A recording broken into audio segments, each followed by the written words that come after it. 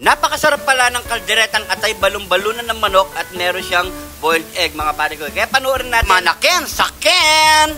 Meron tayo ditong 1 kilos atay balong-balunan ng manok at 6 na pirasong itlog. At syempre ang ating mga panangkap, meron tayo ditong toyo, bawang sibuyas, bell pepper, carrots, patatas at paminta. Meron din tayong brown sugar, tomato paste. Syempre di mawawala ang ating kidlat ni Jun TV. At habang nagpiprepare tayo, maglaga na muna tayo ng itlog. Badlawan muna natin ang ating atay balong-balunan bago natin siya pakuluin mga pare ko. I-drain muna natin yan. Badlawan muna natin ang ating mga gulay. At hiwain na muna natin ang ating mga gulay.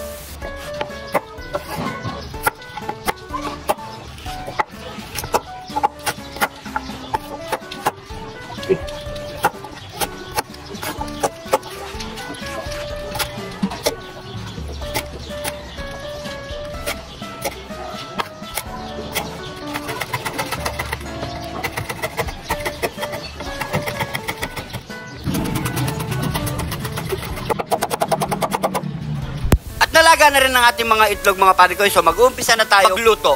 Pwede na natin ang ating super kalan at ang ating kawali. At ilagay na natin ang ating atay balon-balunan. Lagyan na natin ng toyo at sukang nakatimpla mga pare ko para mas lalong masarap. At takpalan natin yan mga pare ko. After 15 minutes mga pare ko, so kumulo na ang ating atay balon-balunan. At isang tabi lang muna natin yan mga pare ko at maggigisa na tayo. Mainit na ang ating mantika mga pare ko. So ilalagay na natin ang ating patatas at carrots.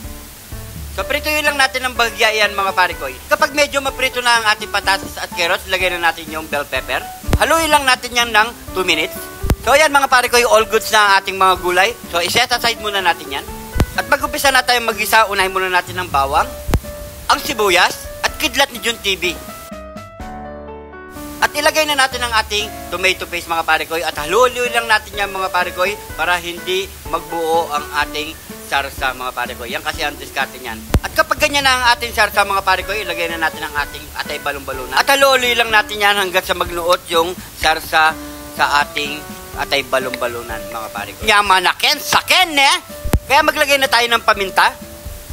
At konting bechin lang mga pare ko. At yung pinagkuluan nating atay balong-balunan kanina mga pare ko, yan ang gagawin natin pang sabaw. At nandiyan kasi ang lahat ng lasa ng ating atay balong-balunan.